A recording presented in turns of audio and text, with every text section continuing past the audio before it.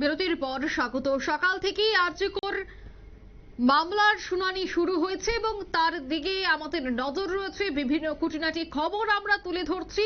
এরই মধ্যে আপডেট উঠে আসছে আরজিকর মামলায় যে হাসপাতালে কি কি কাজ হয়েছে এবার জানতে চাইলো সুপ্রিম কোর্ট। জুনিয়র ডাক্তারদের কাছে যোগ দেওয়ার নির্দেশ দেওয়া হয়েছে।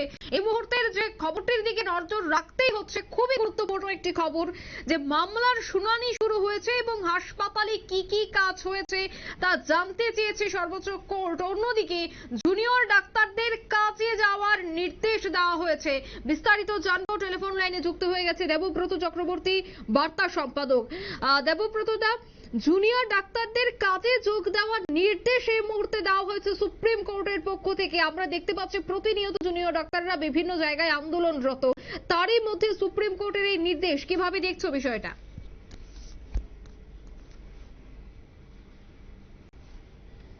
দেবব্রত দা, শোনা যাচ্ছে?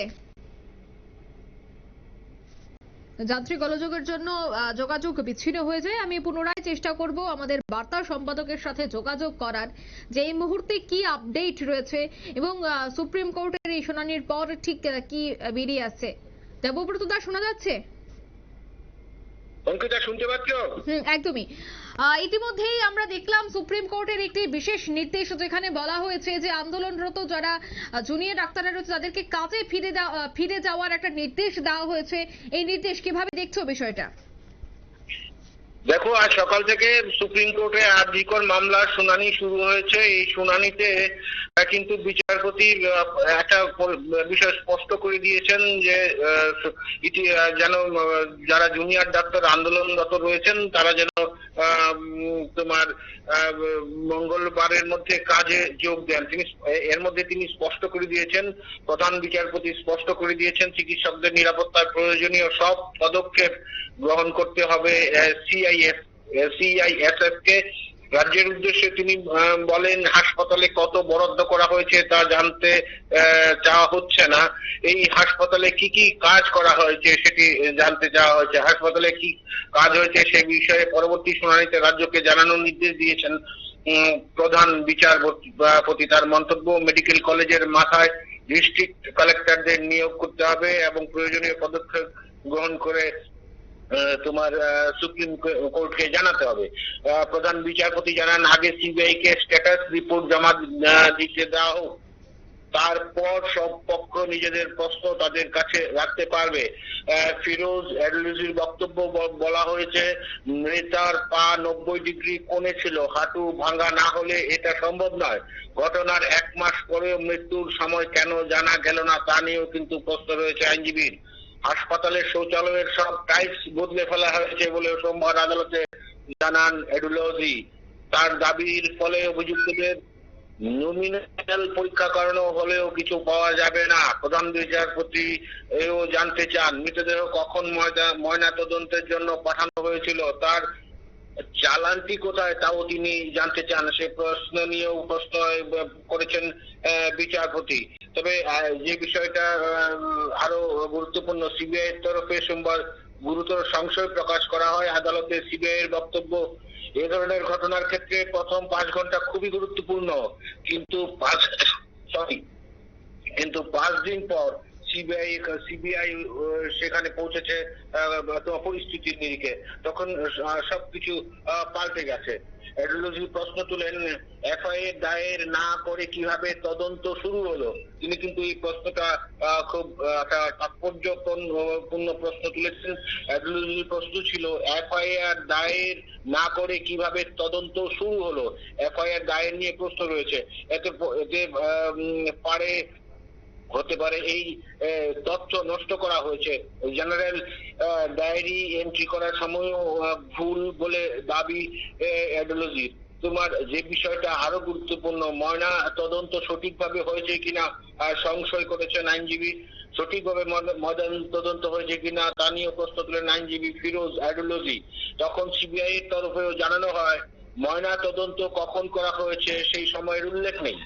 যদিও রাজ্যের আইনজীবীর যুক্তি সবকিছু উল্লেখ রয়েছে। তখন প্রধান বিচারপতির এজলাসে এডলজি বলেন, দুপুর 2:30টা থেকে রাত 11:30 পর্যন্ত শুধুমাত্র 10 বার ডিজি এন্ট্রি করা হয়েছে।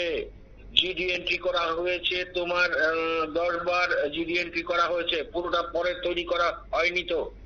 মানে একটা এই ক্ষেত্রেও একটা সংশয় প্রকাশ করেছেন আইনজীবী। অনেক রহস্য রয়েছে বলেও তিনি জানান। সেই সংশয়ের প্রেক্ষিতে রাজ্যের তরফে জানানো হয় জুডিশিয়াল ম্যাজিস্ট্রেট সেখানে উপস্থিত ছিলেন, সন্দেহ হলে তার কাছে রিপোর্ট চাওয়া হোক। সিবিআই এর তরফেও আদালতে জানানো হয় ফরেনসিক রিপোর্ট নিয়ে তাদের মনে প্রশ্ন রয়েছে, তাই কেন্দ্রীয় তদন্তকারী সংস্থা সেটি এইমসে পাঠাতে চায়।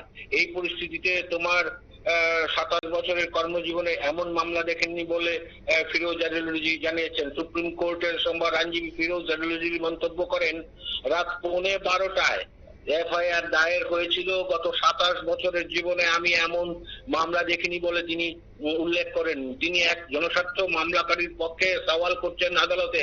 তিনি আরো বলেন, ময়না তদন্তের পুরো রিপোর্ট দয়া করে খতিয়ে দেখুন। ময়না তদন্তের রিপোর্টে উপস্থিত চিকিৎসকরা একটি লবির বলেও তিনি অভিযোগ তুলেছেন। রাজ্যের বিরুদ্ধে অসহযোগিতার অভিযোগ কেন্দ্রের। আরজি করে কেন্দ্রীয় বাহিনীর মোতায়েন সংক্রান্ত বিষয়ে রাজ্যের বিরুদ্ধে আবারও অসহযোগিতার অভিযোগ জানালো কেন্দ্র। কেন্দ্রের তরফে সোমবার প্রধান বিচারপতির বেঞ্চে জানানো হয়, আরজিকর 3 কোম্পানি কেন্দ্রীয় বাহিনী মোতায়েন করা হয়েছে, কিন্তু রাজ্য সহযোগিতা করছে না। উল্লেখ্য, এই অভিযোগটি নিয়ে আগেই সুপ্রিম কোর্টের দৃষ্টি আকর্ষণ করেছিল কেন্দ্র। সোমবার প্রধান বিচারপতি চন্দ্রচূড় জানিয়েছেন, স্বরাষ্ট্র দপ্তরের সিনিয়র অফিসার এবং সিআইএসএফ এর সিনিয়র অফিসাররা আলোচনা করে পুরো বন্দোবস্ত করবেন। আদালতের নির্দেশ, সোমবারই রাত 9টার মধ্যে নিরাপত্তা সংক্রান্ত প্রয়োজনীয় সব জিনিসপত্র সিআইএসএফ কে দেবে রাজ্য। ফের স্ট্যাটাস রিপোর্ট তলব করেছে। 17 সেপ্টেম্বর পরবর্তী এই মামলার শুনানি হবে। আগামী 17 সেপ্টেম্বর এই মামলা পরবর্তী রয়েছে। তার মধ্যে সিবিআই কে ফের তদন্তের জমা দিতে নির্দেশ দিয়েছে সুপ্রিম কোর্ট। অঙ্কিতা, একদমই ধন্যবাদ দেবব্রত দা। অর্থাৎ ইতিমধ্যেই শুনানি চলছে এবং শুনানির প্রত্যেকটা আপডেটের দিকে অবশ্যই নজর রাখছে নিউজ ভ্যানগার্ড। এই মুহূর্তে যে খবর উঠে আসছে যে হাসপাতালে কি কি কাজ হয়েছে তা জানতে চাইলো সুপ্রিম কোর্ট। জুনিয়র ডাক্তারদের কাজে যোগ দেওয়ার নির্দেশ দেওয়া হয়েছে এবার সুপ্রিম কোর্ট থেকে। নিয়ে নিচ্ছে ছোট্ট একটি বিজ্ঞাপন বিরতি, সঙ্গে থাকুন।